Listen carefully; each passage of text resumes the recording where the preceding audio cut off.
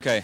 You know, over the weekend, we had the passing of Neil Armstrong, the first man to step foot on the moon. And it was a sad thing to see. And this morning, we want to talk to Mark Larson. He is the chairman for the San Diego Air and Space Museum. And thanks for coming in. In addition to my busy work on radio and KCB. You do so many other things. Well, I've been involved in the museum for years on the board, in my third term now as chairman. And I don't know, I'm trying to sort out why the passing of Neil Armstrong hit me so hard as it has done so many Americans. Many of us who were around then as young kids, anybody in the baby boom, I think it's certainly a huge American moment. It was great for the world.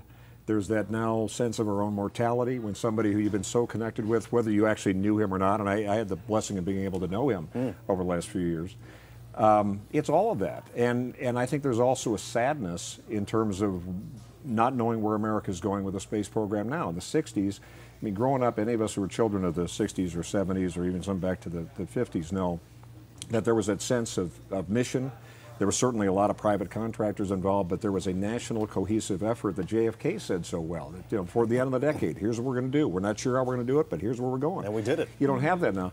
And Neil Armstrong, out of all the astronaut corps, was the perfect man for that, because he was so middle America, so humble, so unassuming, and yet smarter than a whip. Well, and I think as we look at some of these pictures, I mean, these are iconic photos that will forever be remembered in history, and and that's what you just said. He seemed like just a normal guy, if that's even possible. And he was reclusive, or so the story goes. He was shy.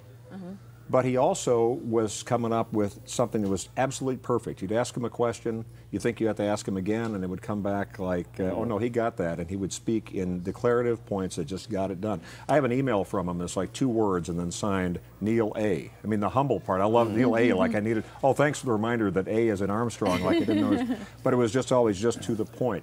He didn't go out and cash in the way so many would do on autograph shows or what have you. Nothing wrong with that. That's America. But he went back home. He went and taught university.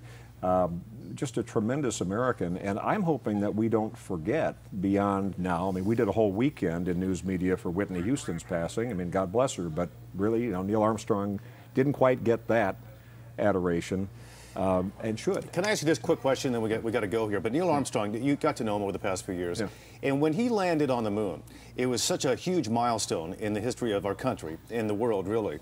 But after that, the American people seemed to lose interest in the space program. It became almost taken for granted. We go on to brighter things. Unfortunately, it's when things explode we get into it. But did he recognize that? Did he have any feelings about people losing interest in the space program? I think it's evidenced by the fact that he and our friend Gene Cernan and Jim Lovell went back to testify 3 times before Congress in the last 2 years about the nature of the space program. They were concerned where we're going. They're concerned about the loss of exceptionalism. He was always the first to say, hey, it was not me as much as it was the 400,000 or so Americans who got behind the effort.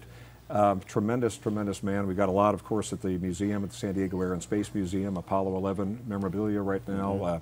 We have special events coming up, and we'll certainly salute him and remember him. But what an awesome American. And I hope it's not the closing of a chapter in American history, that we don't put so much new social engineering into what we're teaching in schools that he becomes truly a footnote or confused with Lance Armstrong or Louis Armstrong.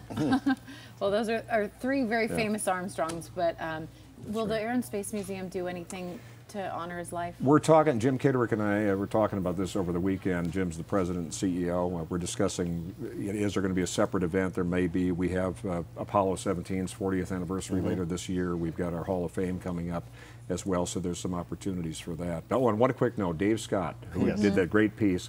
When I was there when Dave met Neil, and he said, saw you in the photos. Well, in his World of Wonder, he said that he was speechless.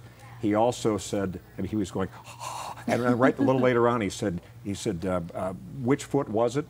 Neil's response that he didn't say in the report was, why do you people always ask me about that? What about the landing? It was a real scary landing. And then he got to the foot. Dave was so nervous his bow tie started spinning. It was an incredible thing to see just Dave melting at that moment. It was great. Mark Larson, thanks so much for stopping by. Appreciate it.